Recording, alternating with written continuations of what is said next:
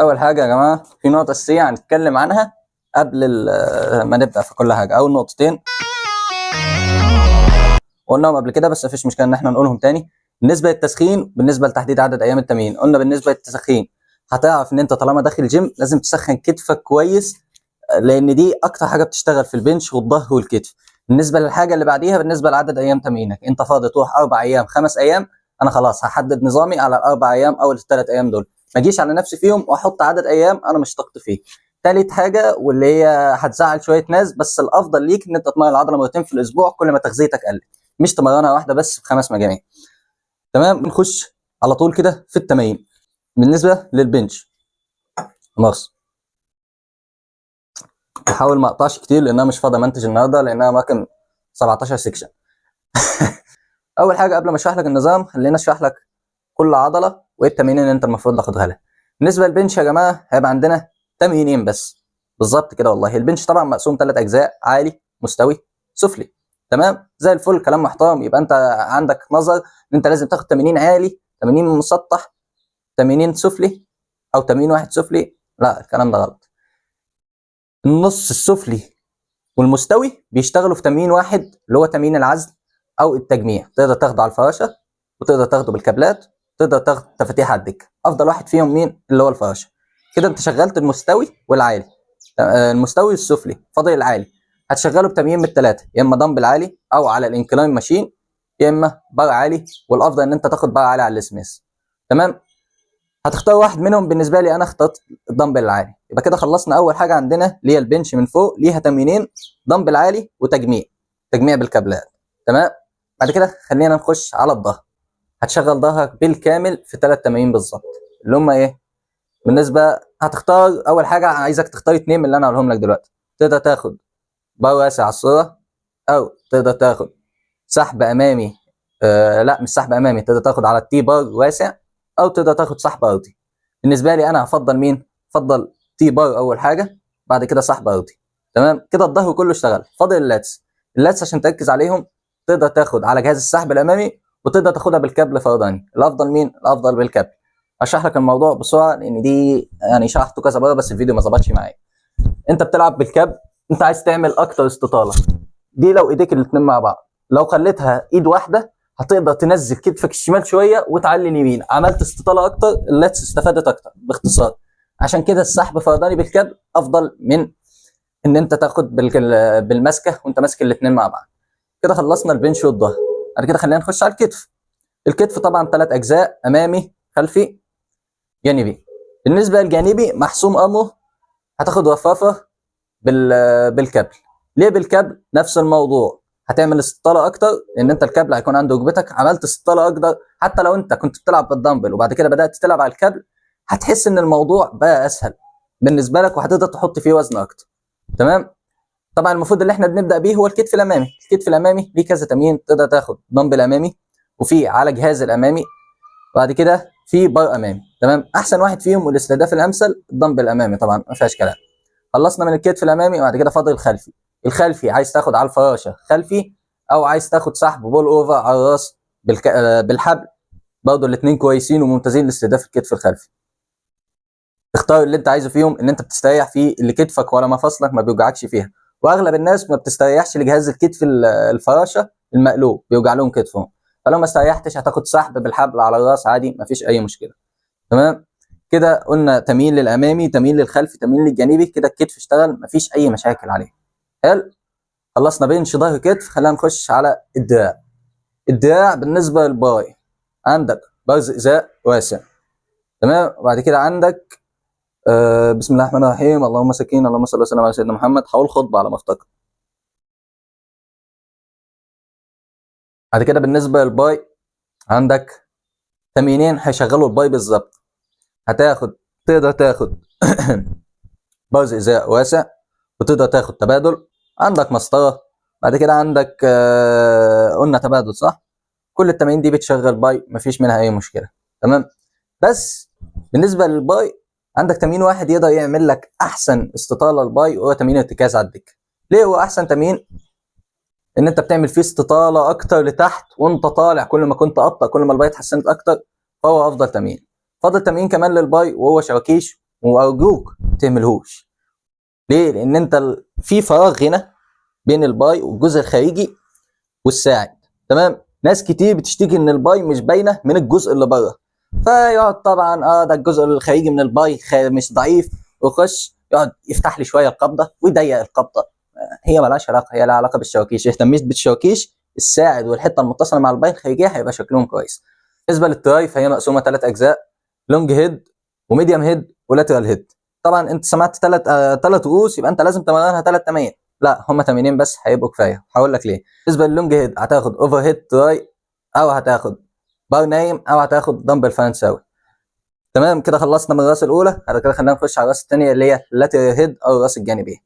الراس الجانبيه عندك تمرينين: ممكن تاخد مسطره، او يمكن تاخد سحب بحرف الفي ضيق. كده التراي اشتغلت عامه. هتقول لي ليه؟ هقول لك بالنسبه للميديوم هيد، الراس اللي انت عامل عليها مشكله فهي صغيره لدرجه انها مش باينه، مش هتهتم بيها دلوقتي. ملهاش لازمه تهتم بيها دلوقتي طالما انت لسه بادئ. الا بقى لو انت محترف فما تسمعليش، لان انا وانت ضايعين زي بعض من الاخر. فلو انت مستواك فوق او افضل ماشي، عايز تهتم بالميديم هيد مع انها شغاله مع البنش كويس، فما انتش محتاج تديها اي اهتمام دلوقتي. كل اللي عليك تعمله انت هتتمرن لونج هيد كويس واللاترال هيد كويس، وهتلاقي نتيجه جامده في التراي. كده خلصنا الدراع، وبعد كده فاضل الفخذ. بالنسبه للفخذ طبعا 3 عضلات: اماميه، خلفيه، سمانه. بالنسبه للاماميه في تمارين بتضغط فيها الاماميه وتمارين عزل للاماميه. التمارين اللي بتضغط فيها الاماميه اللي هو تمرين دفع وتمرين سكوات، وبعد كده تمرين العزل بتاع الاماميه وهو الوحيد واللي هو على جهاز الاماميه نفسه. بالنسبه للدفع والسكوات هتختار انهي فيهم؟ والله على حسب اللي انت مستريح له. اهم حاجه بالنسبه للتمرينين هتشوف هتظبط لي زاويه ظهرك كويس. لو انت بتلعب السكوات هتخلي ظهرك مظبوط تحت البار والمقعده هي اللي بتنزل. وبالنسبه لتمرين الدفع حاول توسطن رجلك على الجهاز بحيث ان انت تستهلك الاماميه، لان انت لو طلعت رجلك فوق خالص هتلاقي استهدافك للخلفيه اكتر. بعد كده بالنسبه لتمرين الاماميه هتقعد على جهاز الاماميه وبتلعب عادي، مفيش اي مشكله، مش محتاج حاجه. فاضل الخلفيه. الخلفيه عندك ديد ليفت وعندك على جهاز الخلفيه. تمام، مفيش اي مشكله. هل انت لو انت لسه رايح الجيم تلعب ديد ليفت؟ لا، ما تركزش عليه دلوقتي، سيبك من الديد ليفت خالص. تلعب لي خلفيه ودفع وسكواد بس، انت كده ماشي تمام. بعد كده فاضل السمانه. في 500 مليون تمرين للسمانه من الاخر. بالنسبه ممكن تاخد سمانه على جهاز الدفع، ممكن تاخد سمانه على السكوات، ممكن تاخد سمانه وانت واقف فاضي، ممكن تاخدها سمانه دمبل. حلو. كل دول بيستهدفوا السمانه، ما عنديش فيهم اي مشكله. أه هل السمانه هتكبر لما انت تزود عدد تمارينها؟ لا، الاخر. السمانه 99% جينات، 1% من تمرينك الصح. انت ممكن تاخد تمرين واحد بس تتمرنه صح السمانه تكبر فيه. هتقعد تزود عدد تمرين وهي انت كده هتزود اجهادك اكتر على العضله ومش هتتطور. بعد كده بالنسبه للجلوتس تقدر تختار تمرين واحد للجلوتس، والافضل انت تاخد طعن بالدمبل وبس كده.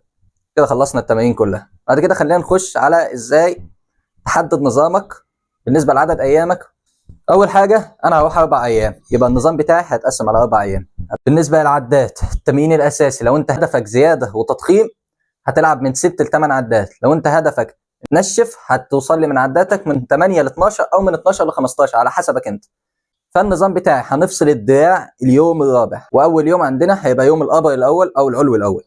بالنسبه لتمرين البنش اللي عندنا انا هاخد على الانكلاين ماشين، يا اما على الكابلات يا اما على الفراشه، والكابلات افضل. خلصنا من البنش. بالنسبه للظهر اليوم الاول هيبقى عندنا فيه 3 مجاميع. هيبقى عندنا تي بار، هيبقى عندنا سحب ارضي، وهيبقى عندنا سحب فرداني لللاتس بالقبضه. تمام. كده خلصنا الظهر، استهدفنا الظهر كله كويس. بعد كده خلينا نخش على الكتف. بالنسبه للكتف هيبقى عندنا بار امامي، وبعد كده رفرفه جانبي بالكب، وبعد كده ترابيس. تمام. كده خلصنا يوم الابر الاول: بنش، ظهر، كتف. بالنسبه ليوم الابر الثاني الاول، قبل يوم الابر الثاني هتفصل بيوم لور للفخذ. بالنسبه للفخذ، بالنسبه للاماميه انا هاخد سكوات وبعد كده هاخد اماميه، والتمرين دول كافيين ان هم يستهدفوا لك الاماميه كامله. بالنسبه للخلفيه قلنا لو انت مبتدئ ما تهتمش بالديد ليفت. بعد الديد ليفت هيبقى عندك خلفيه، وبعد كده هنخش على السمانه. بالنسبه للسمانه هتختار تمرين واحد فيهم. افضل حاجه انا استريحت فيها، انا بلعب سمانه حاليا على الدفع، ممكن العبها على السكوات، الاثنين دول كويسين خالص. تمام.